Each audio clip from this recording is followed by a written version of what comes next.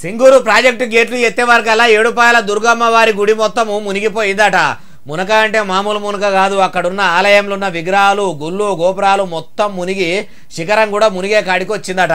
అనిగాన నీళ్లు వంగుతుంటే ఎవరికన్నా ఏమన్నా అయ్యిందా అంటే ఆడికి పోయి చూద్దాం పండ్రి, చలో ఏడుపాయల.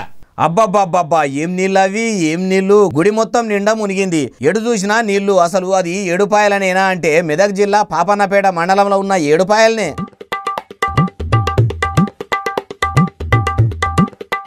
బంగ్లాలు మొత్తం మునిగిపోయినాయి. అవిటి మీదికెళ్ళి వరదలు వారుతున్నాయి.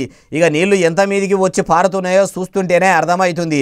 గుడిని మొత్తం ముంచినాయి. గోపురాన్ని దాకేటట్టు కూడా వరద పెరుగుతూనే ఉన్నదట. ప్రాజెక్టు గేట్లు మోక చూసి ఎట్టెట్ల లాబడుతుంటే ఏడుపాయల కాడ నీళ్లు అట్టట్లా పెరుగుతున్నాయట. ఎన్ని నీళ్ళు చూడుండ్రి, ఇన్ని నీళ్లు ఇప్పుడు ఉత్తగా పారుకుంటా పోయి సముద్రంలా కలవబట్టి. ఈ నీళ్ల కోసమే ప్రాజెక్టులు బందోబస్తు కట్టి వానలు పడ్డప్పుడు అవిట్లకు నీళ్లు ఇడిచి ఊర్ల పొంటున్న చెరువులు కుంటలకు కూడా ఇడిచిపెడితే ఎండాకాలంలో కూడా వానకాలంలో ఉన్నట్టే చెరువులు కుంటలు వాగులు వంకలు ఒర్రెలు వంపులు నీళ్లతోనే కలకలలా ఆడేటి.